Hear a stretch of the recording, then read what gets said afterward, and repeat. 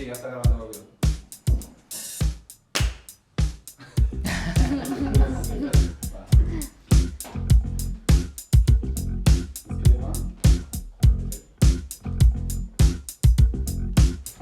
Hola nautas, bienvenidos al episodio número 5 de nuestro Nauta Talk. En este día vamos a hablar de un tema que está muy sonado, un poco polémico quizás, mucha contradicción de lo que está pasando ahí, inteligencia artificial. Y tenemos a una invitada, Frida Ru. Frida Ru es especialista en AI, fundadora de AI is the New Sexy, activista, conferencista, educadora.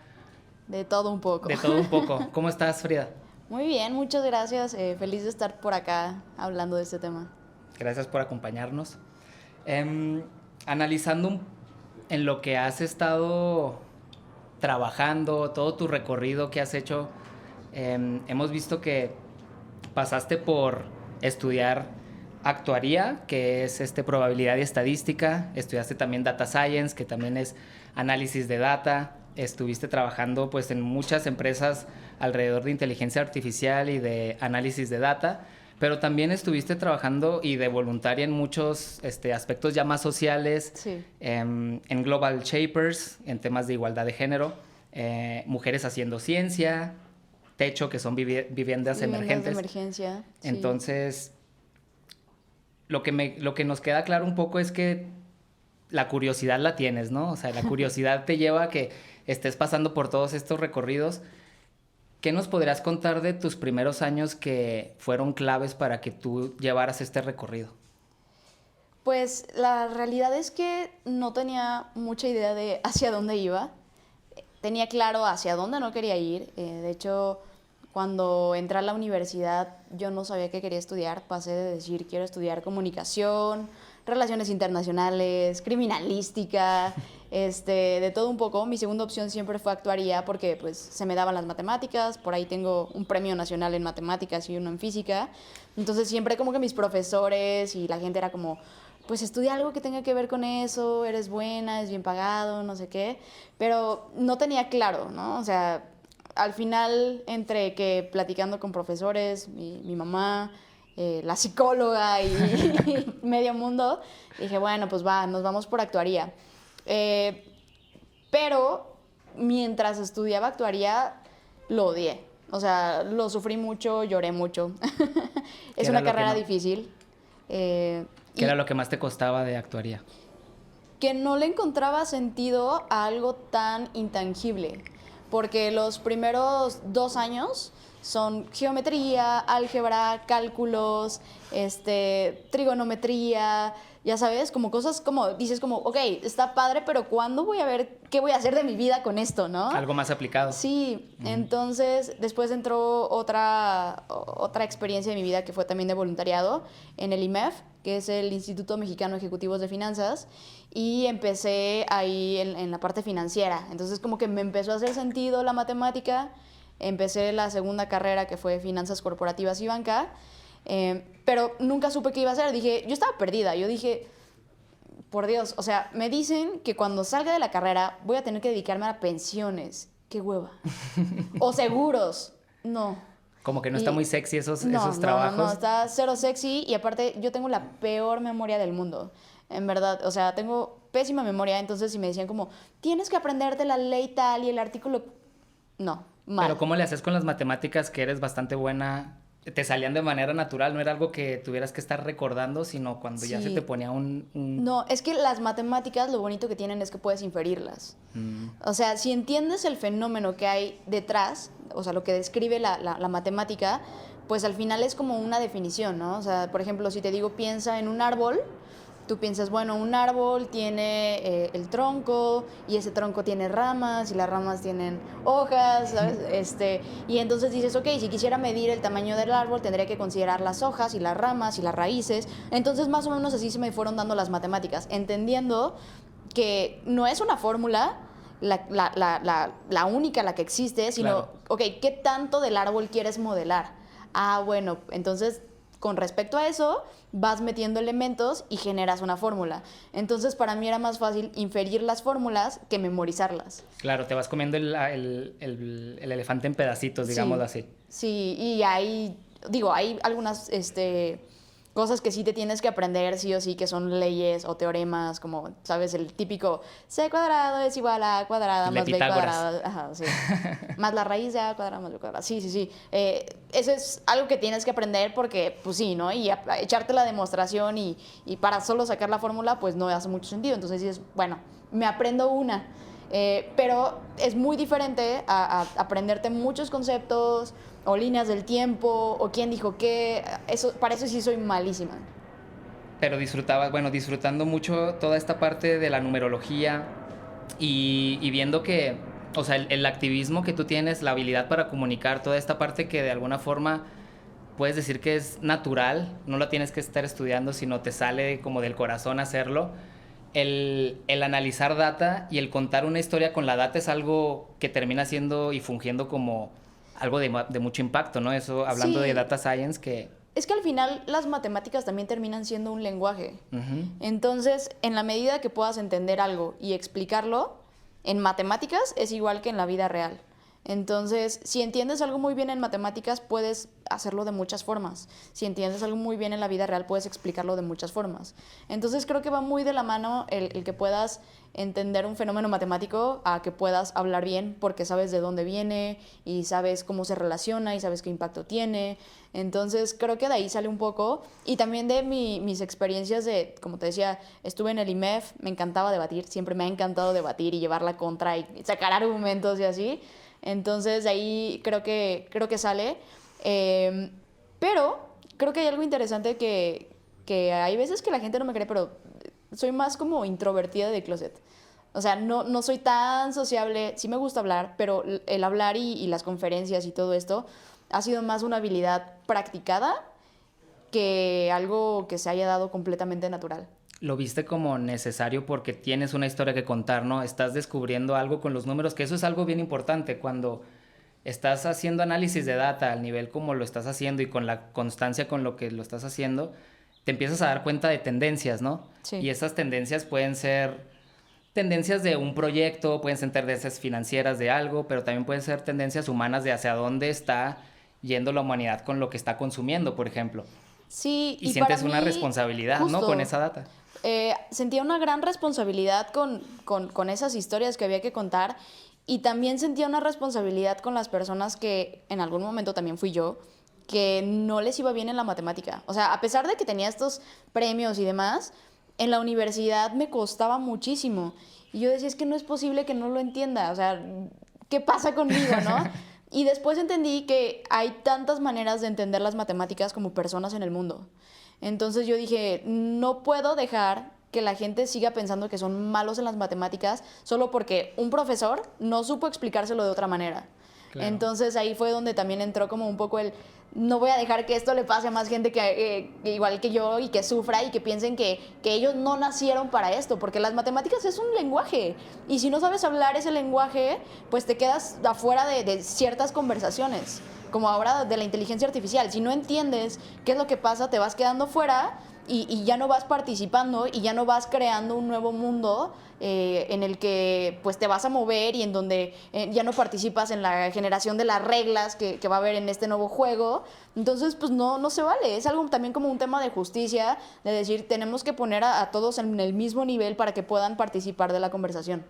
Claro, y ahí estás como democratizando toda esta información que tú de alguna forma consumiste y que también tienes la habilidad nata y el deseo de comunicárselo a los demás, ya por cuestiones más de esto le va a ayudar a las demás personas, ¿no? Sí, y ¿sabes qué? Digo, no me atrevería a decir que fue una habilidad nata, como te decía, fue muy practicado. Siempre me gustó, como todos, ser el foco en algún momento y así, pero me costaba. Uh-huh. Entonces fue algo practicado y algo que me marcó, más que el decir quiero que todos lo sepan, fue que yo vengo de, o sea, sí estudié en una universidad privada, pero estudié ahí por una beca. Toda mi vida he estado becada. Entonces descubrí que la forma de generar movilidad social era a través de la educación. Y lo que más rápido te hace saltar de un nivel socioeconómico a otro son las matemáticas y las ingenierías, todo lo que está en STEM. Entonces, cuando vi que eso te movía socialmente en la escalera de los niveles socioeconómicos, dije, oye, pues hay mucha gente que debería de saber esto también. Claro.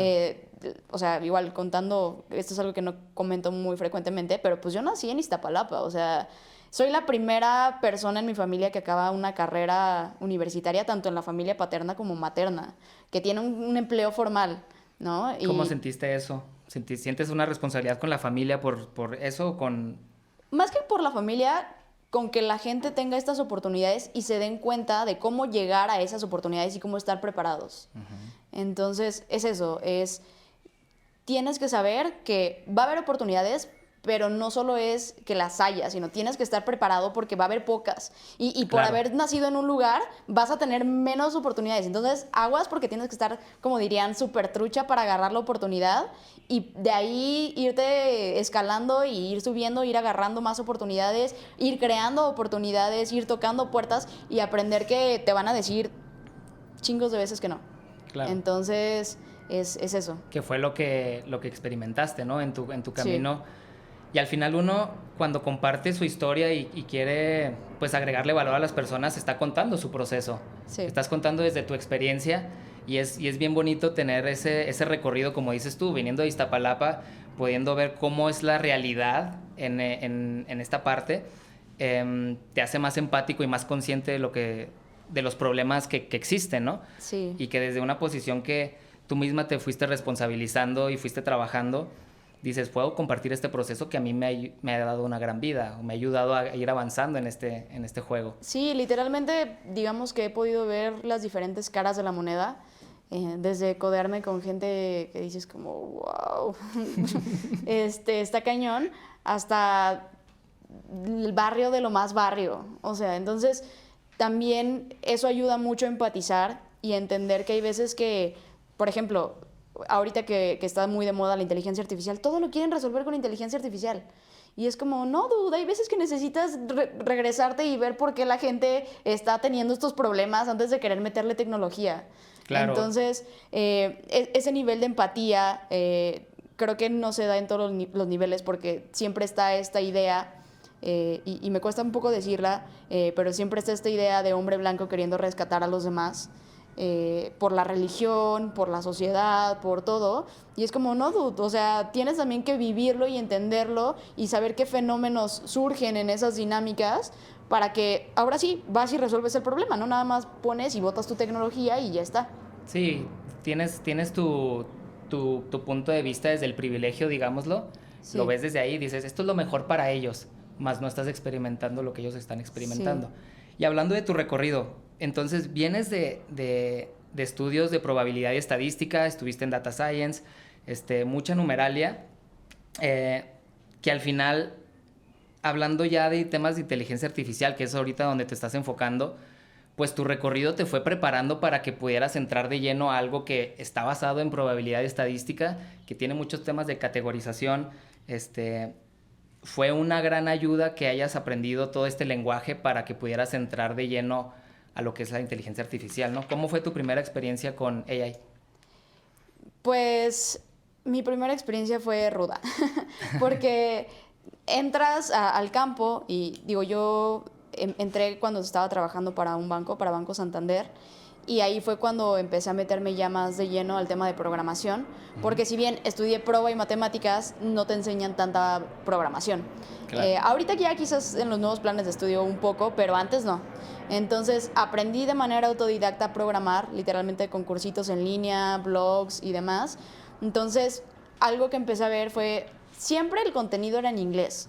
Entonces desde ahí también ya había una barrera de entrada. Por eso es lo que te digo que también ahorita puedo a lo mejor hablarte desde el privilegio, porque ya estoy desde el otro lado, pero también lo entendí, lo mucho que me costó llegar a eso, ¿no? Porque igual dices, tengo que aprender inglés para poder aprender código. Sí, entonces cuando llegué a ese punto, pues todo en inglés, todo era desde una perspectiva muy de Occidente, ¿no? O sea, ¿qué pasa en Estados Unidos? ¿Qué pasa en Inglaterra? ¿Qué pasa en estos países europeos, no? Entonces, pues te chutas el caso de estudio y ahí aprendes y demás. En su momento tuve un mentor que era mi jefe, David Raimundo, y él me mentoreó de, a ver, échate este modelo y lo revisamos paso a paso y vemos los resultados y ahora vas a hacer este otro, ¿no? Y así empecé a experimentar en el banco. Me daba como estas tareas y ya poco a poco era como, ok, ya está lista, vamos a implementarlo. Yo decía como, ¿cómo crees? ¿Con la data del banco? Me decía, sí, vamos a tomar el 10% de la población de tarjetavientes, vamos a lanzar un piloto y veamos qué tal sale, ¿no? Obviamente ya lo habíamos probado con información dummy, ajá, exacto. Entonces, y ahí cuando veía que sí funcionaba, era como, no inventes, sí funciona en la vida real también. Ese eureka moment donde dices, sí. lo que estábamos poniendo en código ya lo estás viendo ahora sí en realidad, que era lo que decías al inicio con lo que estabas estudiando, de que, pero ¿cómo lo veo aplicado? Claro. Ya verlo aplicado es como, wow, estoy agregando valor de esta forma. Sí, y también siendo una persona súper curiosa, pues era, ¿y ahora qué más? ¿Qué sigue? ¿Cómo puedo mejorarlo? ¿O a qué otra cosa puedo aplicarlo? ¿Y qué pasa si de repente, entonces, esto que hice acá lo hago también acá? ¿Y qué pasa si le muevo esto, si le muevo el otro? Entonces, ya también empezó a ser, no solo como en la escuela de, ay, hago la tarea y ya hasta ahí queda, sino empiezo a leer, empiezo a ver videos, empiezo a buscar otros posts, otros blogs y demás. Y entonces en eso me la pasaba pensando como todo el tiempo. Y ya cuando estuve muy metida dije como, pues tampoco hay muchas mujeres. O sea, todo lo que leo, todo lo que veo son hombres y hablan en inglés. Y dije, bueno, pues quizás por ahí hay un espacio para que entre una mujer a dar una perspectiva diferente, porque luego también veías unas cosas que decías como, dude, no es rocket science para darte cuenta que lo que estás diciendo es súper machista, ¿no? Claro, o sea, o una visión muy sesgada. Están basándose tanto en la parte tecnológica que la otra no la están tomando en cuenta como si fuera algo relevante. Sí. Y existe ese tipo de comunicación, ese tipo de comentarios, ese tipo de afirmaciones a lo mejor que hacen que dices, pues eres muy inteligente en esta parte de código, pero estás metiéndole también tu misma perspectiva a lo que estás creando, que hablamos ahí de esos sesgos, ¿no? Sí, claro, me acuerdo de un dataset que muy al inicio utilicé, que era, ¿quién tiene más probabilidad de ganar un sueldo mayor a $50,000 anuales? Y te daban variables. Y siempre, hablaban también, eran datos reales, y siempre salía que si tenías hijos, eso castigaba a la probabilidad de que ganaras más. Si tenías, si eras mujer, si estabas divorciada, pero había cosas que, por ejemplo, información que no les preguntaban a los hombres. Y entonces veías ahí, falta la información, ¿no? Y entonces me hacía ruido y decía, o sea, si entiendo por qué hacen esas preguntas para un tema de análisis de riesgo. De riesgo, pero ¿por qué no se lo preguntan a los hombres también? ¿Qué tal si a lo mejor es un hombre soltero con un hijo? ¿No? Claro. Y no sé, cositas así que a lo mejor de repente en mis ratos de ocio yo decía como, qué raro que aquí falta información, ¿por qué falta? Y era, no están contemplando este caso. Y entonces ahí fue cuando dije, bueno, pues a lo mejor, a pesar de que no soy una experta, vale la pena empezar a hablar de estos temas, hacer estas preguntas difíciles, de, oye, ¿por qué no pusiste esto aquí? Que ya no tienen tanto que ver con si ocupas un método matemático u otro, sino lo más importante de la inteligencia artificial, del análisis de datos, son los datos mismos, son las hipótesis que haces, cómo levantas la información. Entonces, si desde ahí ya estás teniendo un sesgo y estás considerando un modelo del mundo diferente al que realmente es, o un modelo muy limitado, pues obviamente tus resultados también van a ser limitados y no van a aplicar a todos, ¿no? O sea, por ejemplo, en el banco, por mucho que sacaras la variable sexo y después la compararas los resultados, siempre le daban más créditos a los hombres. ¿Por qué? Porque había más histórico de información financiera de hombres que de mujeres, porque históricamente quien llevaban las finanzas eran los hombres. Entonces, cositas que era así como, bueno, ya no es tanto una cuestión de qué modelo aplico, sino desde la data estás viendo y estás siguiendo replicando porque nadie cuestionó por qué hay más información de hombres o por qué no hacemos algo para crear algo que beneficie a que le demos mejores créditos a mujeres o un nuevo modelo crediticio para mujeres. O sea, ¿sabes? Como... Sí, Sí. y en el caso de los bancos tiene mucho sentido, como dices, al final estos análisis de inteligencia artificial para préstamos o para cualquier tipo de cosas, se basan en esta parte económica. ¿En qué otras áreas, porque has estado en diferentes áreas, has visto que los sesgos se presentan también? Ya no tanto de temas económicos, a lo mejor de temas sociales, de que le den más exposición a algo por X o Y. ¿Tienes alguna anécdota que puedas contar? Sí, bueno, tengo por ejemplo anécdotas de terceros que son siempre en temas de reconocimiento facial. Los algoritmos reconocen mejor a los hombres blancos. Después de los hombres blancos vienen las mujeres blancas. Después de las mujeres blancas vienen hombres negros. Y al último vienen mujeres negras, ¿no? Entonces, esa es como la escala en cómo va a clasificar mejor tu modelo. Otra cosa que también en contrataciones, por ejemplo, se ha visto en algunos datasets con los que he experimentado que por mucho que quites otra vez la variable sexo, siempre hay algo que el algoritmo encuentra. Por ejemplo, me acuerdo también, el nombre puede ser una, pero en las actividades extracurriculares. ¿A qué actividades extracurriculares estuviste inscrito? No, pues estuve en el equipo de voleibol. Ah, eso se presta más a que haya sido por un tipo de rol de género. Mujeres, teatro, mujeres. Estuve en ajedrez, a lo mejor hombres. ¿Sabes? Como en el equipo de fútbol americano, hombres. Entonces, cosas que a lo mejor a simple vista no son tan evidentes, pero el algoritmo sí los levanta y los toma como si casi esa es una variable que te está diciendo el género. Claro. Entonces, y lo toman como positivo, pues. Como positivo o negativo, depende, ¿no? Entonces, es cuando dices, bueno, no es necesario que traiga la variable género o quitarla nada más del modelo para que ya sea neutro, sino que hay otras cosas en cuanto a roles de género, en cuanto a niveles de ingreso, en cuanto a fenómenos sociales que se alcanzan a permear en la data y que de ahí es donde también tienes que cuestionar mucho cómo levantaste la data, a quiénes le preguntaste, qué tipo de información te dieron, para no seguir...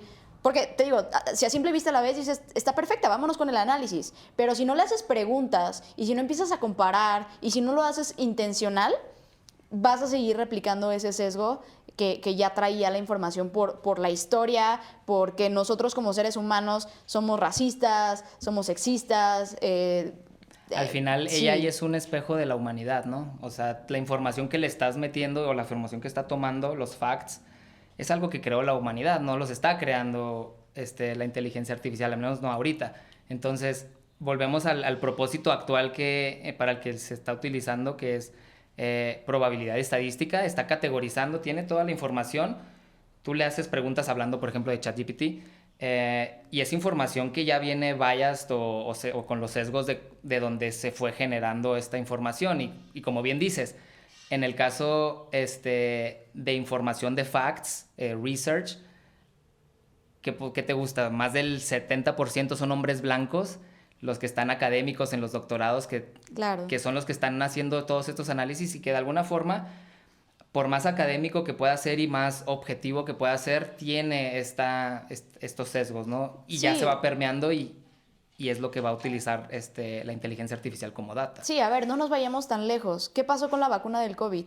O sea, se notó tiempo después que en las mujeres tenía efectos secundarios en su periodo menstrual y nadie se había dado cuenta y no había estudios. ¿Y por qué no había estudios? ¿Por qué? Porque los que probaron y en quienes se testearon fueron en hombres. Entonces también son hombres quienes principalmente se encuentran en estas industrias desarrollando, testeando en hombres mismos y no se incluyen variaciones ni culturales, ni raciales, ni ambientales. Entonces, por eso es que llegan a tener esos problemas. Te digo, no tenemos que irnos a hace mucho tiempo atrás. Claro. En el COVID fue que pasó eso. Y todavía se sigue recolectando información para decir, sí, esta vacuna afectaba más o a nivel hormonal a las mujeres que al resto de la población. ¿Y qué es lo que ves de iniciativas? Porque desde tu lado activista y desde tu lado como una voz, digamos, de autoridad dentro de lo que es inteligencia artificial, estás levantando estos temas, ¿no? Estás poniendo a la gente incómoda. ¿Ves algún movimiento que esté verdaderamente ya con una atracción fuerte de frenar o de decir, incluyamos este tipo de información, ya es muy claro, aquí están los hechos, no nos hagamos güeyes. Hay algo que está pasando a Hay escala. diferentes iniciativas, por ejemplo, hablando especialmente de temas de género, existe una organización que se llama Data Género, que la lidera Ivana Feldfeber. Ella, parte de lo que hace es auditar estos modelos para saber si tienen un sesgo de género. Por ejemplo, está este libro de Weapons of Mass Destruction, de Cathy O'Neil, que también saca ese tema, y de hecho Ivana acaba de hacer pro bono la traducción al español, porque el libro lo podías leer bonito, pero en inglés. Claro. ¿No? Y entonces, pues, igual tienes otra barrera de entrada para llevarlo a un mercado hispanohablante, donde no van a escuchar de esos temas, porque si no hablas inglés, pues no vas a escuchar que existen esos sesgos, ¿no? Está esa parte por la parte de, o esas iniciativas por la parte de género. En México está el PIT Policy Lab, que también trabaja muy de cerca con funcionarios públicos para ver temas de políticas públicas enfocadas al uso de tecnología, a la generación de tecnología responsable, y no nada más centrarnos en el tema de género, ¿no? Claro. Porque están también diferentes grupos de la biodiversidad, diferentes grupos más segregados, interseccionalidades, que ahí se vuelve más complejo, ¿no? Porque ya no es nada más tengo una mujer lesbiana discapacitada, por ejemplo, ¿no? Y entonces ahí se vuelve todavía más complejo porque ¿quién está volteando a ver a estas minorías? Entonces, son muy pocos. Normalmente atienden batalla por batalla, literalmente. Se hacen estos foros de discusión donde ya empiezan a generar como estas discusiones de, ok, vamos al tema de la interseccionalidad, más allá de solamente un grupo vulnerado de la población. Y empiezan a salir iniciativas, pero creo que en México todavía estamos muy en pañales. Incluso hasta en el mundo, en Europa apenas están volteando a ver, sí temas de sesgos, pero más temas de privacidad. Porque, ok, entrenaste modelos súper potentes, pero ¿de quién era la data? ¿Tenías permiso para hacerlo? ¿Los derechos con los que tomaste la información eran los adecuados? O sea, ¿tenías derechos para comercializar sobre esa información? Después de qué tanto que la transformas, ¿ya es comerciable o qué no? Ahí entra el tema, por ejemplo, de prompting, ¿no? Que tienes el OpenAI donde toda la gente está jugando o está metiéndole esa información y al final estás alimentando con tu contexto de cómo ves la vida, cómo tú percibes y vas, te va recopilando esa información que al final pues la van a utilizar para algo, ¿no? Sí, por eso también fue muy impresionante cómo el crecimiento de OpenAI fue exponencial, de llegar a 1 billón de usuarios en 5 días, abrieron literalmente la caja negra, experimenten todos, pero a nadie le dijeron que toda esa información iba a ser para reentrenar al modelo. Entonces, si tú le pasaste contraseñas, códigos, por ahí estuvo el caso de Samsung, que le pasó, sí, le pasaron el código fuente de algún producto o algo que tenían, que obviamente pues no era público, y se les liqueó toda la información y la utilizaron como quisieron y por ahí tuvieron un problemón. Sí. Entonces, nadie se ponía a leer cuáles eran las consecuencias. Capaz que tú te aventabas así el próximo diálogo o el próximo guión de mi campaña política. Házmelo, ChatGPT. Pues ¿qué crees? Ya sabes quién va para campaña política. Claro. Y entonces todo el mundo empezó a pasarle a lo loco porque no entendíamos bien qué es la privacidad. Seguimos sin entender qué es la privacidad, qué son los datos personales. Hay otro tema que también estoy atendiendo mucho ahorita en el estudio de futuros, que es sobre la información genética. ¿A quién le das tus datos genómicos, no? O sea, existen estas pruebas de 23andMe que les mandas tu saliva y te dicen cuánto por ciento eres asiático. Cuánto, ajá. Yo lo iba a hacer, pero entonces... No lo haga, compa. Sí. Ya les iba a regalar todo mi ADN. No, es que, ¿sabes? Pero qué bueno que me lo dices. Sí, el problema es, no entendemos qué información les estamos dando. Uh-huh. Que para empezar les estás dando no solo tu información ultra privada, es decir, le estás dando un mapa de quién eres, cómo te comportas y el mapa de tu familia. O sea, trae la información genética de muchas generaciones arriba de la tuya. Entonces, por ahí también se pone súper sensible el tema, porque ¿qué tal si tu tío, digamos, no quería compartir esa información? Ya la compartiste tú. Y entonces, ¿cuál es el tema o en qué marco legal entra eso, no? Claro. Y justo con ellos, los de 23andMe, no tienen una política de privacidad especializada en datos genómicos, porque aparte te pueden decir, ¿sabes qué? De plano ya no te vamos a atender en ningún hospital y nos reservamos el derecho de brindarte el servicio. ¿Qué vas a hacer? Pues no puedes hacer mucho, ¿no? No, O sea, a lo mejor ahí. puedes ahí medio pelearle, pero a lo mejor ellos ya tienen la información de que tú tienes una muy alta probabilidad de desarrollar una enfermedad, regresando a temas de inteligencia artificial, una muy alta probabilidad de desarrollar enfermedades degenerativas, enfermedades mortales, y entonces ellos te prohíben el servicio y tú no supiste cómo llegó la información a ellos y a lo mejor por ahí salió de 23andMe. Claro, cuando estás buscando algún seguro donde te ponen qué tanto riesgo tienes para X o Y, propenso de enfermedades genéticas en tu familia, etcétera, ya con esa data pues tienen mucha certeza, que es la navaja de doble filo, ¿no? O sea, obviamente hay cosas muy buenas porque sí se ha utilizado inteligencia artificial para detectar diferentes tipos de cáncer. Claro. Y ahí es donde dices, dentro de lo que es bueno, siempre tiene su lado oscuro, ¿no? Cualquier cosa que va a agregar un montón de valor va a tener la persona que la utilice de mala forma, ¿no? O sea, la tecnología por sí sola no es buena ni mala, la inteligencia artificial no es buena ni mala por sí sola, ¿cómo la utilizas? Entonces ahí entra un factor humano bastante importante de decir, ¿cómo vamos a filtrar o cómo vamos a educar a las personas que están desarrollando, que están detrás de todo este movimiento, que son los pioneros o que son las voces de autoridad para que entre esta parte ética previo a que se esté generando ya algo con esos sesgos? ¿Cómo?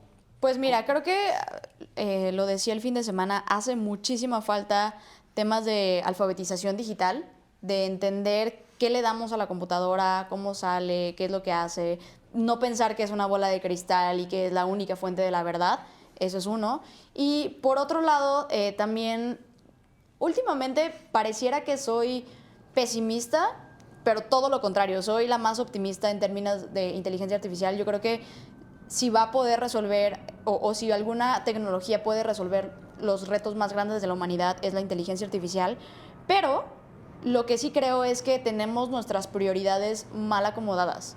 ¿Por qué? Porque las prioridades están en vamos a ser más productivos, vamos a generar más empleo para producir más. ¿Por qué? Porque vivimos en un modelo capitalista que la relación entre el trabajo y el capital es lineal.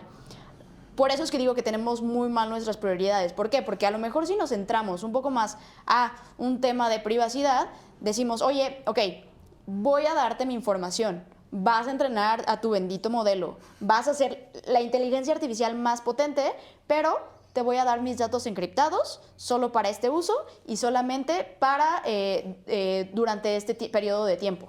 Aprovéchalos. Que de hecho, me vas a dar a lo mejor una ganancia por haberte dado mis datos. Que ya eres parte del sistema, como si le dijeras a Facebook, pues estoy ayudándote para que descubras tendencias, yo soy el producto. Claro. Entonces, soy parte de esto. Y entonces ahí empezamos también a lo mejor a mezclar un poco de la lógica que hay detrás del blockchain. No estoy diciendo exclusivamente que utilicen blockchain porque también tiene sus temas ambientales, sus temas de costos, muchas cosas, pero estás aprendiendo de las mejores prácticas de otra tecnología súper potente, que ahí te puede dar la solución a un problema que es muy importante, pero porque no te genera dinero en el corto plazo no estás atendiendo. Y ahí es donde dices, las prioridades tienen que cambiar. Y eso es algo que estamos viendo mucho dentro de Nauta porque estamos incursionando también mucho en temas de blockchain y platicando con personas que están muy metidas en este mundo. La intención detrás es verdaderamente agregar valor y de alguna forma es un aspecto más social, cultural que del capital o de generar la tecnología para solucionar un problema de productividad, como dices. ¿De qué forma se intersecciona la inteligencia artificial con el blockchain? Son dos cosas completamente diferentes, pero llega un punto donde las dos coinciden en algo, pueden colaborar en algo. Pues mira, como yo lo veo, hay muchos puntos donde pueden coincidir. Generalmente es cuando ya haces implementaciones más robustas. Por ejemplo, hablemos de un smart contract. Para que tú tengas un smart contract tienes que setear ciertas reglas, ¿no? Si esto, entonces esto. Y para que puedas medir todo el tiempo esas reglas, por ejemplo, no sé, hablemos de trasladar carne de un país a otro. ¿no? Y que la carne siempre tenga que tener una temperatura inferior a tanto. Ok, para que se pueda cumplir ese contrato y te puedan depositar ese dinero, tú tienes que estar midiendo todo el tiempo la temperatura de la carne. Ahí necesitas un dispositivo del Internet de las Cosas, algo de IoT.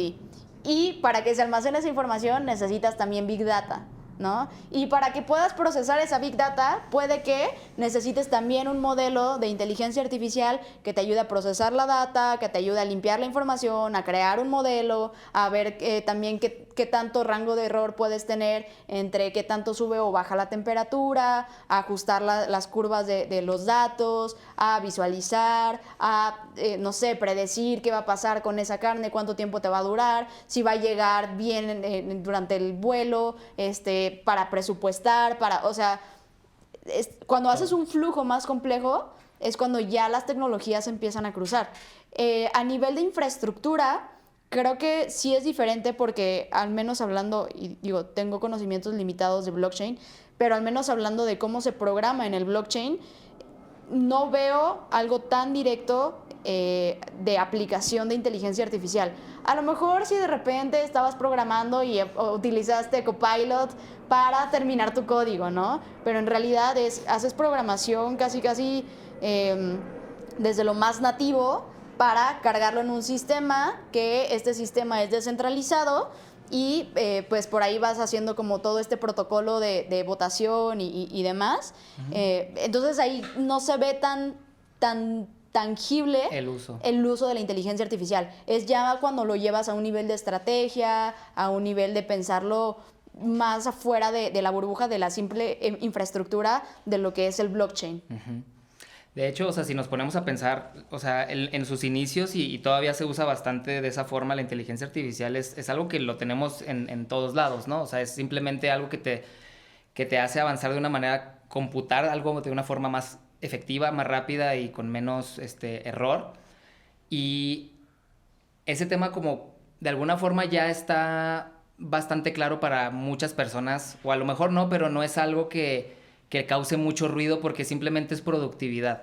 Cuando hablamos un poco ya de la inteligencia artificial hoy en día, que está causando mucho ruido porque ya estás hablando de temas de creación o de copyright infringement, de temas de que la gente se está asustando porque, oye, y la inteligencia artificial pues parece un humano y parece que va a tomar conciencia y entra todo este miedo hollywoodesco de decir, oye, ¿qué es lo que está pasando con la inteligencia artificial? Ahorita también con el comunicado del CEO de OpenAI, Sam Altman. Ajá, que justo habló de esos miedos, ¿no? Los habló al Congreso, creo que en Estados Unidos, diciendo, sí, oigan, la verdad no sabemos qué es lo que va a pasar aquí, puede haber muchas cosas que puedan salir muy mal, y levantando el comunicado, sí, pues de alguna forma agregas más miedo, ¿no? Más paranoia. Más también. Paranoia quizás, ajá, para las personas que no están bien informadas. ¿Tú cómo ves esa parte?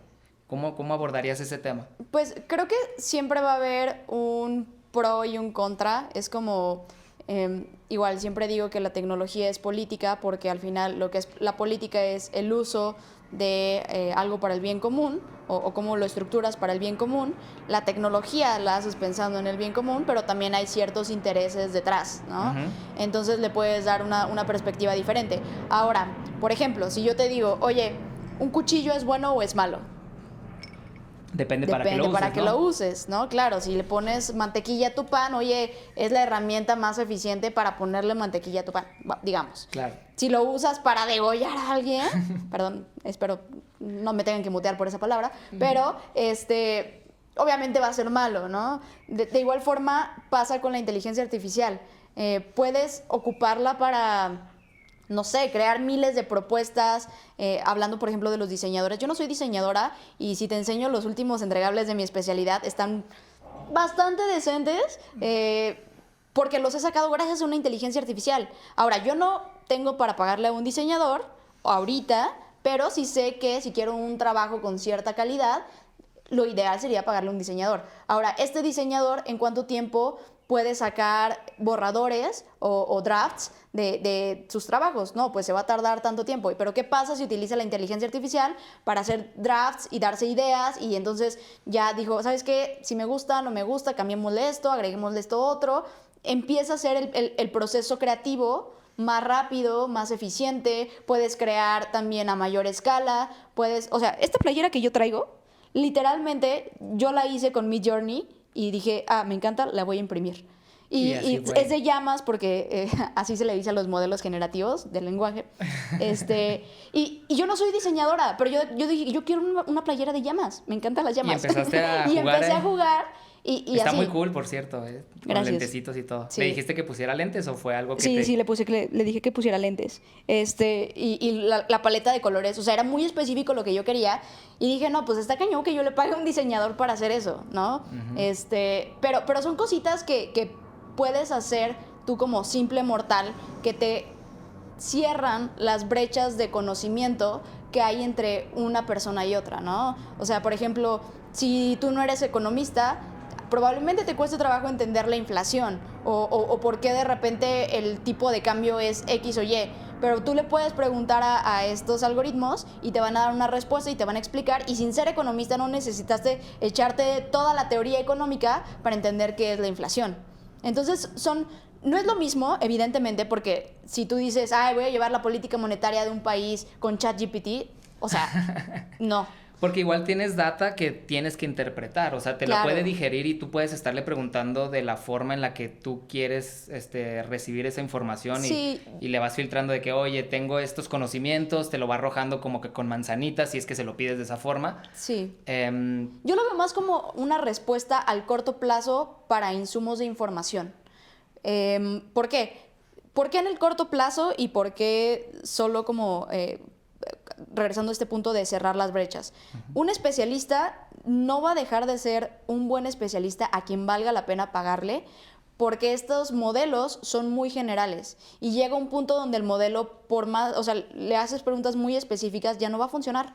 ¿Por qué? Porque ya no le da la capacidad al modelo de procesar con tanto nivel de especificidad lo que le estás pidiendo. Entonces ahí recurres al especialista que conoce todo el fenómeno. Por ejemplo, lo que hablaba de una política monetaria en un país, pues conoce la cultura, conoce qué es lo que va a pasar, cosa que a lo mejor un algoritmo no va a conocer, y también obviamente trae su sesgo. ¿Por qué? Porque se alimentó de cierta información. A lo mejor si estamos hablando de un modelo económico que no es el capitalista, no tiene ni idea de lo que le hablas o no sabe ir más allá a una persona, un especialista, un economista que ha vivido, crecido y sufrido las inflaciones de estos países comunistas, ¿no? Claro. ¿Sabes? Sí. Es muy diferente. ¿Puede explicarte qué es el comunismo? Sí. Desde una perspectiva sesgada, sí, también. Pero te va a acercar un poco a entender cosas de manera general en el corto plazo. Es como si pudieras googlear rápido y ya tienes una información y ya.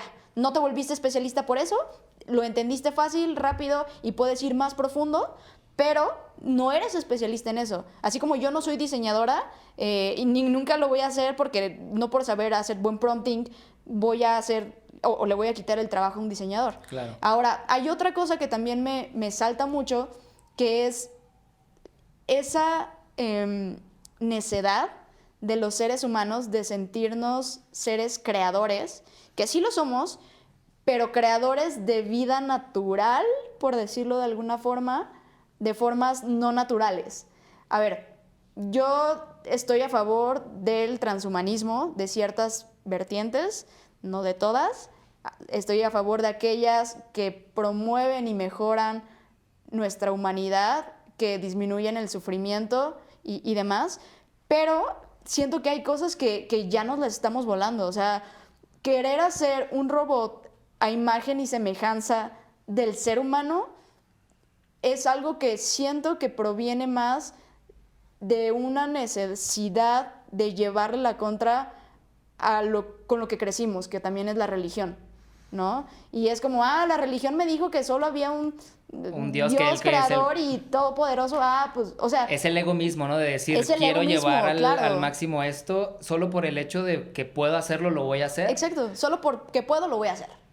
¿Crees que eso sea escalable, porque me puedo imaginar que sí hay, y hay varios robots que generan gestos y que son tan super creepy, que sea algo que verdaderamente sea un status quo en un futuro, o que la misma humanidad diga, eso no lo queremos, alguien con su ego lo hizo, una empresa, pero que se cree no quiere decir que vaya a ser una realidad para todos, ¿no?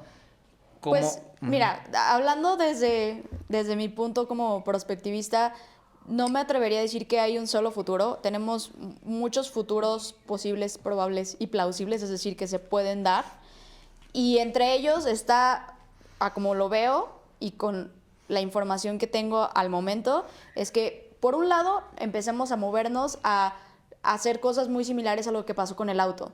El auto no diseñaron caballos robóticos para que fueran más rápido. Diseñaron un artefacto que te permitiera subirte, llevar más personas, y hoy en día tú no te deprimes porque un carro va más rápido que tú y que un carro te gana una carrera. Ni siquiera compites, es como, ay, ¿por qué haría eso? Es una máquina, ¿no? pues. O sea, es una máquina que sirve para un propósito. Un escenario es dejar de antropomorfizar la inteligencia artificial y moverla hacia estas otras áreas que hacen la vida más fácil, más eficiente, más demás.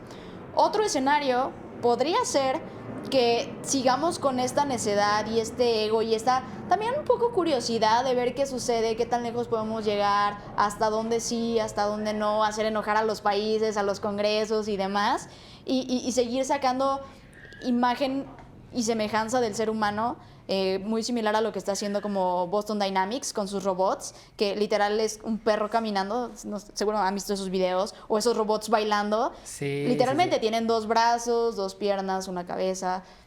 Ese es otro escenario que en el día a día, a lo mejor para que nos sintamos más familiarizados, Que no te asuste pues que, ver una caja ahí moviéndose, sino que pues ya no sé qué te asusta más, Ya sinceramente. exactamente, o sea, Sí. pero la idea va detrás de eso, ¿no? Sí, que a lo mejor te sientas más familiarizado con, a lo mejor, cuidados geriátricos, ¿no? Que no sea una caja fría la que te está dando tu medicina. A lo mejor ya luce como una Robotina enfermera, de los tierna, supersónicos ¿sabes? ahí. Y a lo mejor en ese sentido, pues igual ya hace un poco más, pues, hace más lógica que sea algo con lo que empatices un poco más y que no te sientas tan distante de la humanidad, ¿no?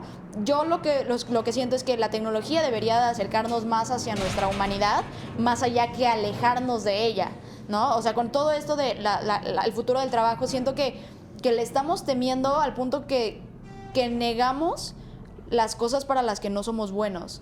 Y es como, no me gusta eso de mí y entonces lo voy a omitir. Yo creo que debiéramos empezar a entender que lo que también nos hace seres humanos es esas vulnerabilidades que tenemos y esa capacidad de equivocarnos e incluso pedir perdón.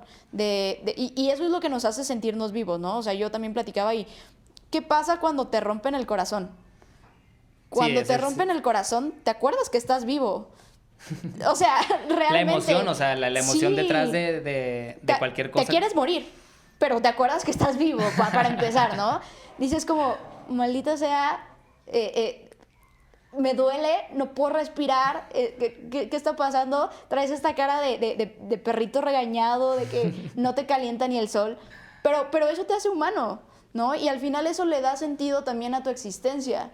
Entonces, te digo, ese otro escenario es, por una parte, sí, seguir trabajando con modelos que se parezcan a los seres humanos, pero para algunas cosas. El otro está en el otro extremo, que es hacer modelos, pero para todo, y que se parezcan a los seres humanos, y que en algún punto llegue a este escenario distópico donde no puedes diferenciar quién es un robot y quién es un ser humano, ¿no? Esos son temas más de hardware, ¿no? Estamos hablando, o sea, la inteligencia artificial al final viene siendo, creo yo, más un software. El hardware en el cascarón en donde lo pones, coincido completamente con lo que estás diciendo de que tiene que acercarse más a la humanidad y que se puede utilizar para no reemplazarnos, sino hacernos la vida más humana y más, o sea, que nos podamos enfocar en las cosas que son importantes y en estas cosas computacionales, repetitivas, le demos mucha relevancia y empuje a toda esta tecnología. Ahora, entra una parte que al menos estuve leyendo y volvemos al tema de ChatGPT. ChatGPT ya ha tenido conversaciones donde también se disculpa, donde también muestra, no estoy diciendo que tenga emociones, pero muestra señales de emoción porque de alguna forma está reflejando lo que está aprendiendo de los humanos, ¿no? Te está dando a entender, los humanos se comportan de esta manera, entonces me voy a disculpar cuando siento que me está hablando enojado. Claro. Entonces, si bien es muy improbable, o dime tu opinión, de que la inteligencia artificial desarrolle sentimientos o conciencia, está actuando en base a eso y está reflejándolo porque es lo que está aprendiendo. Sí. Entonces, como que para la interacción del humano con la inteligencia artificial no hay diferencia. De hecho, hay un test que es el Turing test. Test de Turing, Ajá, sí. que es donde verifica que una máquina sea completamente idéntico al comportamiento al de un humano y la pasó, ¿no? ChatGPT. Sí, con los ojos cerrados. Con los ojos cerrados. Con los ojos que no tienes cerrados, sí. Sí, sí. Entonces te habla de que se está acercando mucho a la humanidad y también desde esta parte del pensamiento crítico, de la parte de las emociones, al menos las está expresando. Sí, yo ahí tengo sentimientos encontrados porque, por una parte, estoy segura que una máquina no va a poder llegar a tener sentimientos y no va a llegar a ser consciente. Eso sí, casi te lo puedo afirmar, ¿no? ¿Por qué? ¿Por qué? Porque eso son cosas que hoy son habilidades muy humanas y que sí están basados en la experiencia única. Y me refiero a experiencia única porque aunque tú y yo, imagínate, seamos gemelos, tengamos el mismo cuerpo, o sea, genéticamente hablando, vivamos en el mismo contexto y todo, no somos iguales. ¿Por qué? Porque vivimos una experiencia única, a lo mejor desde un enfoque diferente y tenemos pensamientos diferentes. Claro. ¿Por qué? Porque desde nuestro hardware, que son nuestros sentidos, captamos señales diferentes porque no podemos estar en el mismo lugar al mismo tiempo, ¿no? Para empezar. Entonces, eso es lo que genera que nosotros podamos tener emociones sobre las cosas o sentimientos, y que emociones que después llevan a los sentimientos. Contextualizadas, ¿no? A como tú lo viviste. Claro, a como tú lo viviste y a como fue la experiencia. Entonces, en ese sentido, no, o si puede desarrollar, serían como sentimientos y emociones falsas y programadas por experiencias de un solo grupo de datos, ¿no? Entonces tendrías como una sola inteligencia artificial o varias, pero no infinitas, que no serían únicas, que pudieran simular. Ahora, donde empieza mi dilema es, ok, no va a ser real que siente, pero a la gente la está engañando, ¿no? O sea, la gente está sintiendo intimidad con estas herramientas, ¿no? Está empezando a y siente la reciprocidad también. Y ahí hay un problema porque, de hecho, hay una palabra que ahorita no tengo exactamente el nombre, pero es cuando te enamoras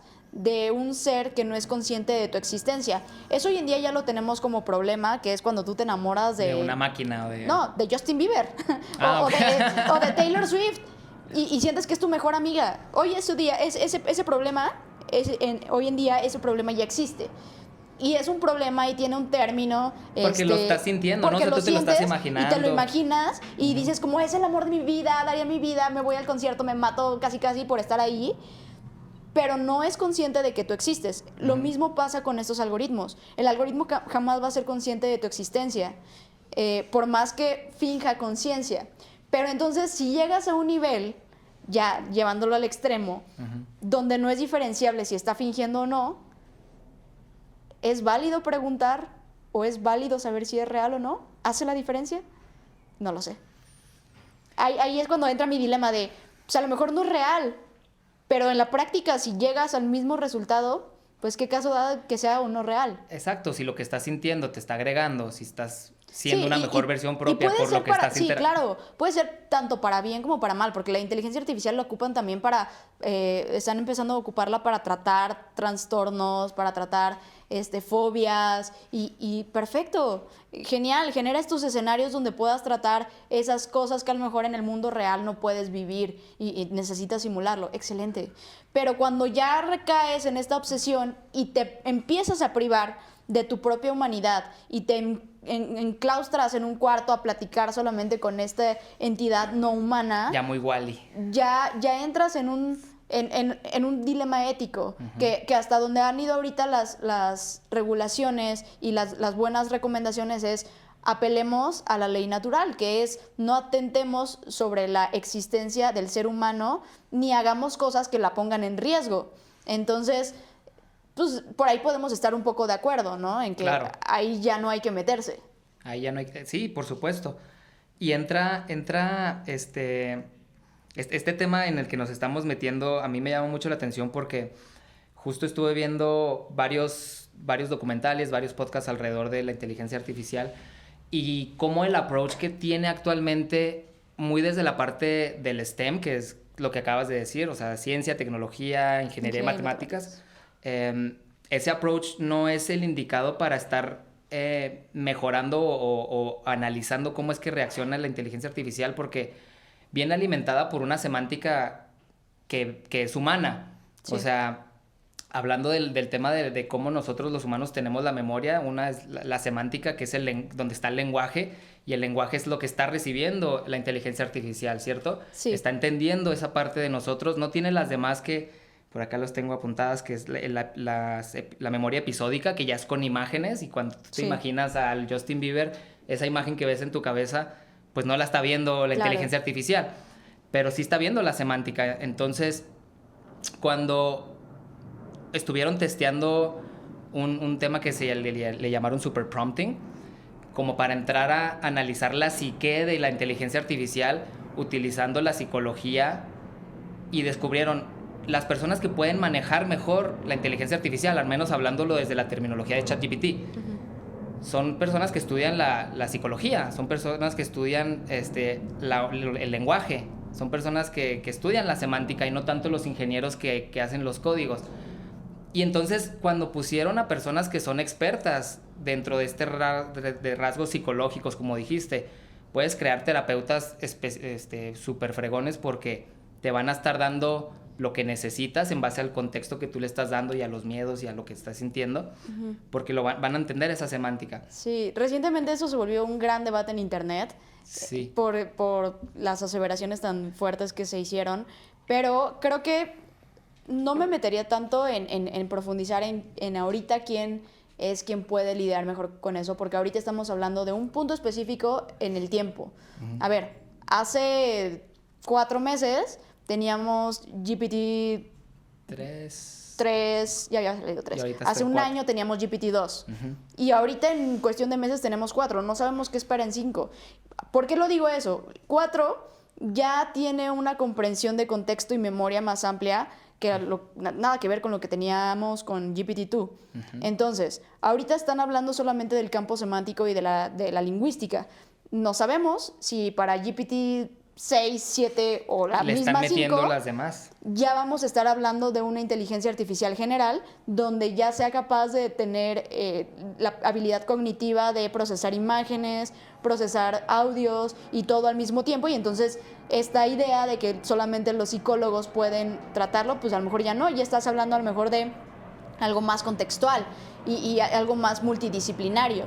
Entonces es difícil decir o hacer un statement de ese estilo porque no sabemos qué tan rápido, o sea, no lo sabemos y por eso también como que no estoy tan de acuerdo en esta parte de tener la inteligencia artificial porque lo están disfrazando de querer ser éticos y cuestionar y demás, cuando en realidad hay muchos intereses económicos detrás. No es que se sienten a hacerle las preguntas difíciles, se sienten a poder sacar marcos regulatorios, a poder sacar también marcos éticos más importantes, sino que es como, aguántenme lo que desarrollo algo más potente. Entonces, regresando al tema principal, no me centraría a buscarle una solución para el largo plazo a algo que es tan cortoplacista.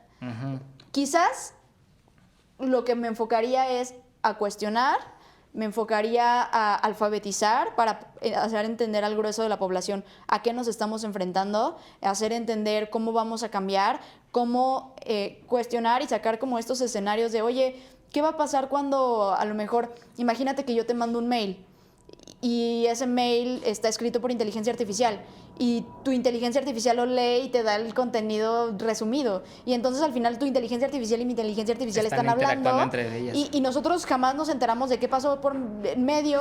Y entonces, ¿dónde queda el significado o el valor y propósito de la comunicación?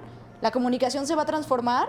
¿Qué va a pasar? Vamos a ser seres que ya no se comunican o que incluso los canales, los medios, las formas y el fondo de la comunicación va a ser diferente. No sé, por ejemplo, los emojis. Los emojis son una nueva forma de comunicación. Sí, ya te expresan algo y ya nada más lo mandas y te causa una emoción, te causa... Claro, y lo interpretas de diferente forma en algunos casos. Sí, cada generación interpreta un emoji diferente. Claro. ¿No? Entonces, no es entender el emoji, no es entender la interacción, entender específicamente qué sucede, sino entender todo el fenómeno que hay detrás de estos cambios y las señales que vamos viendo en el presente que pueden liderar estas tendencias y que eventualmente generen fuerzas de cambio.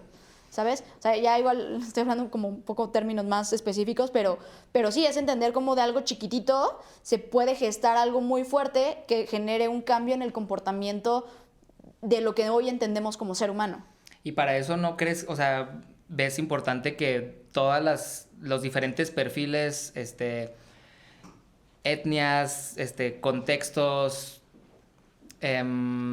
skills, y volvemos a lo mismo con el tema de los que estudian la psique o la psicología, se vuelve importante que también estén involucrados en este proceso, se vuelve importante que los deportistas estén involucrados en este proceso, que las amas de casa, que quien sea esté involucrado dentro de esto para que el contexto ya no venga bias per se y que sí traiga todas estas diferentes perspectivas detrás.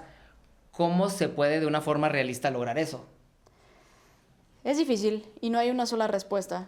Creo que mucho es la recomendación de ir y hablar de estos temas, sacarlo en la comida familiar, de oye, porque ya hasta las tías están utilizándolo, en serio, o sea, sí, o sea, todo el mundo ya lo prueba, ya lo utiliza, ya sabe. La otra vez mi hermanito me preguntó, oye, ¿cómo puedo hacer mi tarea con ChatGPT? Y yo así como, a ver, no sé si responderte porque obviamente soy predicadora del tema, pero también entiendo que probablemente no estás listo y no tienes el pensamiento crítico para decidir si vas a poner lo que te da de respuesta ChatGPT en tu ensayo o en tu tarea, ¿no? Entonces, y no vas a saber preguntarle de la forma en la que tú necesitas responderlo, porque también ChatGPT te va a dar un contexto muy general. Sí, y también entender que la educación necesita ser reformada. Yo te decía, mi peor habilidad es la memoria. ¿Y qué crees? Justamente es lo que mucho mide la educación. Y no sé cómo le hice para acabar una carrera, digo, la carrera chance sí, pero la prepa y la secundaria, porque mi memoria era la peor. Entonces, no sé cómo le hice, lo logré, se logró. Pero porque la educación hoy en día sigue bajo un modelo post-revolución industrial, donde lo importante era medir la memoria y medir estas capacidades que hoy ya no son vigentes. De información. Exacto. Que dices, ya no necesito retener yo tanta información porque la información está disponible en todos lados. Sí, claro. Entonces se o sea, vuelve yo te más... pregunto, ¿cuántos números celulares te sabes de memoria? Ya nada más el mío, y a veces cuando lo cambio se me olvida por un año. Exacto, o sea, ya no es una habilidad tan vigente, al menos para el grueso de la población. Y entonces tenemos que cambiar los modelos educativos, también no hacerlos tan, como tú decías, ¿no? O sea, necesitamos muchos perfiles. Pues, ¿qué pasaría si desde un inicio no generamos perfiles tan especialistas, sino perfiles más multidisciplinarios? A lo mejor la visión que tendríamos del mundo sería completamente diferente. Y entonces ahí es donde empieza a cambiar el juego y empiezan a cambiar las reglas, pero obviamente son discusiones más hacia el mediano y largo plazo que apenas están empezando a entender, pues, nosotros como personas. Eventualmente espero que las personas que generan las leyes y que generan estos cambios en los modelos educativos lo entiendan también para que hagan su chamba, porque ya no va a ser cuestión de seguir replicando los mismos modelos que llevan décadas, sino ya tenemos que hacer las cosas diferentes para resolver los nuevos problemas que tenemos, que si bien traen una esencia muy similar a los problemas del pasado, pero en la forma ya son completamente diferentes, ya se comen aparte, ya se cuecen también aparte. Entonces, es eso. hablamos de que ya la capacidad de memoria no se vuelve tan relevante hoy en día. ¿Qué habilidad consideras tú importante en este presente? ¿Qué es lo que debemos de estar aprendiendo? ¿Qué es lo que se tiene que estar enseñando en base a lo que se viene? Porque ya sabemos lo que se viene de alguna forma. Entonces, ¿qué es lo que necesitamos? Y las personas que ahorita están estudiando, las personas que están pues cuestionando a dónde enfoco mi energía, ¿dónde lo considerarías? Yo diría dos habilidades principalmente. Hay una, la que le llaman learnability, que es la habilidad de aprender y desaprender.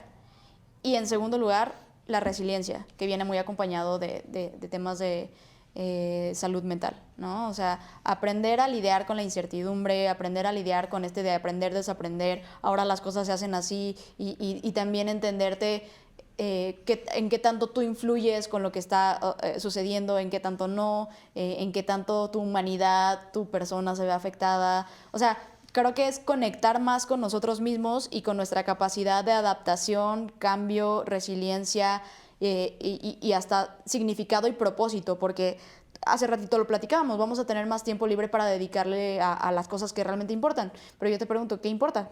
O sea, ¿qué es lo que realmente importa? Y habrá quien diga, no, pues hoy en día importa tener dinero para comer, porque si no comes te mueres. Pero ¿qué pasa cuando el modelo cambia y entonces ya no necesitas trabajar? Porque ya te dan dinero. Entonces tienes tiempo libre. ¿Estamos listos para tener tiempo libre? ¿Tenemos un propósito de vida y un propósito para hacer algo con este tiempo libre?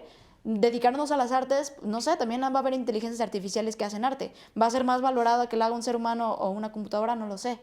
Entonces, otra vez, entra un tema de resignificar las cosas que hoy entendemos, de la forma en que las entendemos, a cómo se van a ir transformando. Y por eso digo, resiliencia de decir, pues ni modo, hoy me va a llegar este nuevo golpe de cambio, ok, lo entiendo, lo analizo, me adapto, no me adapto, lo rechazo, lo tomo, ¿qué voy a hacer con eso? Y para eso también necesitas autoconocimiento, decir, a esto sí le entro, a esto no le entro, ¿cómo se va a ir dando? ¿No? Y en lugar de generar una sociedad homogénea, que todos buscamos igual porque el resultado que nos dio la inteligencia artificial fue la misma, pues hacer preguntas diferentes, entender qué nos interesa, entender cómo le vamos a sacar provecho, abordarlo desde diferentes puntos para que no lleguemos a todos ser iguales y ser como otro ser humano igual a la inteligencia artificial, ¿sabes? O sea, justo apenas también platicábamos con qué tanto... Hoy en día se dice que nosotros hacemos prompting, es decir, que tú escribes y la inteligencia artificial te responde. Pero ¿hasta qué punto la inteligencia artificial no te va a entrenar a ti para que tú hagas las preguntas de acuerdo a las respuestas que te dio? ¿Sabes? Ahí es cuando empiezas como...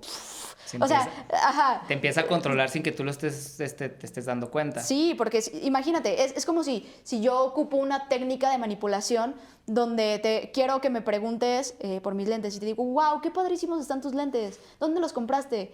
Y tú me dices, ¿no? Y entonces y a lo mejor yo... a tocártelos así. Sí, y yo así como, y entonces voy a hacer que tú me preguntes también por mis lentes. Claro. Y entonces, ¿cómo sabemos que no estamos manipulando el discurso y la narrativa hacia que los seres humanos aprendan a preguntar lo mismo también? Entonces, se vuelve así como una cosa bien loca. Y puede ser al revés, ¿no? O sea, tú también puedes manipular a la inteligencia artificial. Sí, también. Y eso es algo que también estuve viendo con lo que te decía de Super Prompting, donde, no sé si conoces a Brian Rommel, que es un prompter muy experto. Creo que no, me suena, pero... En un podcast que hizo con Jordan Peterson, que está muy bueno, habla de estas cosas.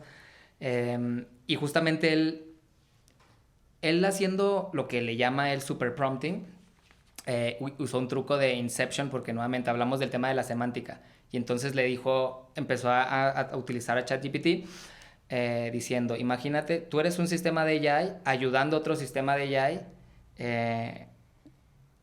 No, eres un sistema AI operando un sistema AI o ayudando a un sistema AI. Entonces Sí. empieza a hacer varios layers. Sí, haces layers para que Para que haya como... loops y entonces Ajá. como el algoritmo funciona con probabilidad estadística, los caminos se vuelven más confusos porque ya hay muchos loops en el intermedio. Sí, Y entonces empieza a buscar como que soluciones diferentes que no por probabilidad estadística deberían de salir y entonces empieza a ser un proceso medio creativo, ¿no? sí. Voy a decir algo súper técnico, pero eso es Sí. un problema del presente que no necesariamente va a ser un problema del futuro. Por lo mismo que... Porque hoy las formas estadísticas que tenemos para generar estos análisis, por ejemplo, hablando de probabilidad bayesiana, tienen un límite y una capacidad finita de procesamiento.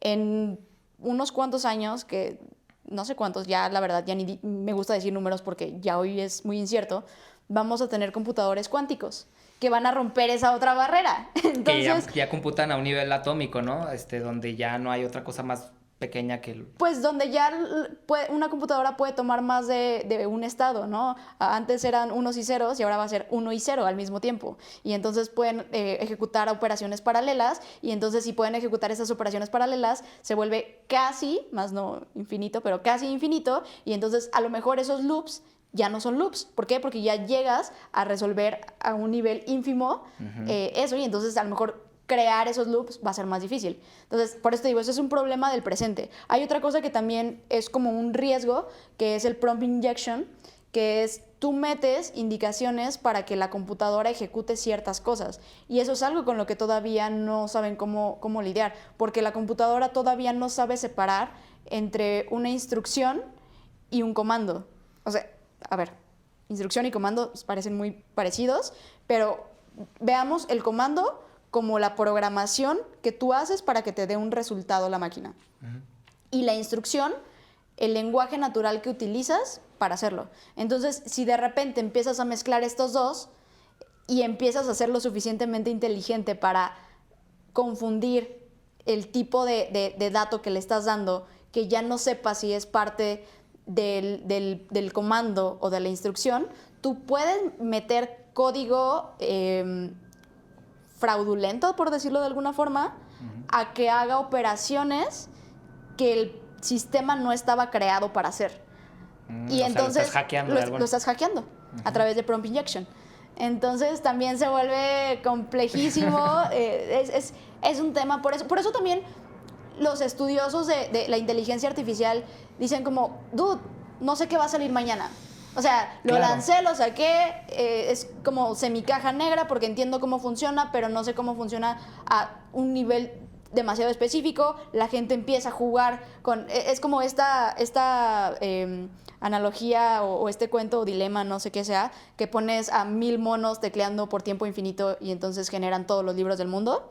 Es similar. Imagínate que los monos somos los seres humanos, que estamos tecleando de manera infinita casi las diferentes formas de utilizar estas herramientas, pues estamos encontrando muchos huecos en estas herramientas que al ser programadas por seres humanos, pues evidentemente hay cosas que tienen estos hoyos, ¿no? Estos huecos, porque están basados... son creados por un ser humano y por lo tanto no pueden ser perfectos. Hay error, ¿no? Y entonces si pones a prueba más humanos a someterlo a errores, encuentras más cosas. Y entonces no sabes lo que va a salir mañana. A lo mejor mañana sale otra nueva forma de romper el sistema o otra nueva forma de salvar al mundo. No sé, como pueden ser buenos los resultados, pueden ser no tan buenos. Y es por eso que se ponen y dicen, oye, no quiero meter las manos al fuego y decir que todo va a estar bien. Soy optimista, pero también realista. También realista, porque no conozco, mi capacidad de conocimiento es limitado y sé que no puedo tener todas las respuestas ni tampoco ver todas las posibilidades que hay, porque las posibilidades son infinitas y como no soy un ser capaz de abstraer el infinito, pues... Todavía. No creo que jamás nosotros lleguemos a ser un ser capaz de... Cuando integremos AI en algún futuro, quién sabe. No creo que ni aún así seamos capaces de lograr el infinito. A no ser que lleguemos a un nivel de trascendencia y más como, ¿sabes? Ya iluminados. Sí. Que ese es otro tema que después podremos abordar. Learnability y resiliencia. Sí. Dos temas dos skills que consideras importantes y que tiene mucho sentido al final. Sí. Inclusive fuera de la inteligencia artificial es la adaptabilidad. Es por nuestro bien, sí, y supervivencia, o sea, básicamente. La supervivencia que bien nosotros en México tenemos mucha resiliencia por la misma... por los el mismo golpes nivel de la vida. el mismo nivel de dificultad en el que Sí. arrancamos. Lo de learnability se vuelve algo relevante hoy en día por lo rápido que va la tecnología, ¿no? Antes manejabas la tecnología y te duraba 20 años y podías estar bien con eso. Y ahora cada año te está cambiando y entonces si no estás listo para aprender y desaprender, como dices, te vas quedando, y eso es algo que lo cuestionábamos mucho nosotros, ¿no? De que empieza lo del Web3, empieza la inteligencia artificial, no, nos quedamos ahí todavía en el tema de las redes sociales y ni las logramos entender al 100% y ya Sí. tenemos que irnos a esto otro. Se vuelve complejo, pero al final es algo que todos deberíamos de hacer, porque no va a parar la tecnología de avanzar, y Sí. si la estamos negando, pues simplemente nos estamos quedando fuera de utilizar algo tan poderoso que si traes buenas intenciones puede traer mucho bien. Claro. Y entonces que O incluso aún con buenas intenciones, como no conoces claro, el puede total, haber, pues puede haber resultados inesperados. que Siempre al hay un final margen es de parte error. de la evolución, ¿no? O sea, somos humanos, tenemos que cometer errores y quemar en algún punto la AI y decir esto no era, esto es lo que sigue. Quién sabe, capaz que en algún punto, como tú decías, ¿no? La cadencia de estas innovaciones cada vez es más frecuente, ¿no? Sí, Entonces los cambios están como... Vamos evolucionando más rápido Sí. porque la tecnología Capaz que llega un punto donde nos hartemos como humanidad y decimos como, ya, apaguemos esto, vámonos de aquí. Vámonos a la playa. ¿Sabes? No sé, es una posibilidad. estaría Todo, bueno. todo es posible. Todo es posible. Al final llega un punto donde dices como, dude, ya mejor lo cuestiono. O sea, ya no puedo decir que 1 más 1 siempre va a ser 2, porque después entiendes que existen otras escalas numéricas donde puedes llevar a cabo operaciones y empiezas a subir el nivel de complejidad y dices, ya no tengo certeza de nada. Y también se vuelve un problema existencial, te lo juro. Sí, o sea, ya es yo tengo aquí un tatuaje que no sé si se va a alcanzar a ver, pero dice, "This is not real". Esto no es real, porque llega un punto donde empiezas a divagar tanto que dices como, es más, ¿soy real? ¿Esto está sucediendo? O no sé. ¿A dónde te quisieras ir cuando estás en ese punto donde dices, esto es real? ¿Dónde sería tu happy place a donde te quisieras ir? Mi happy place. Yo creo que me encantaría irme como a Noruega a ver las auroras boreales, como algo más, ¿sabes? En la naturaleza. Sí, sí. Pues eso es lo como... podemos hacer ahorita. Ok, vamos a intentarlo pues. Lo intentamos. Dale. Bueno, Frida, muchas gracias por estar en este episodio de Nauta de AI. Qué padre poder cerrar esto con las auroras boreales. Por favor, diles a nuestra audiencia dónde te pueden encontrar. Me pueden encontrar en cualquier red social como @FridaRu, Frida RUH. También pueden encontrar las redes de mi podcast como @AI de New Sexy. Y pues sigamos la conversación. Todavía hay muchas cosas que van a estar saliendo y pues yo encantadísima de platicar y compartir y divagar y ya saben. Y de estar viendo estos hermosos escenarios. Muchas Así gracias, es. Frida. No hay de qué. Nos vemos próximamente. Ya está. Yes. Auroras. Auroras.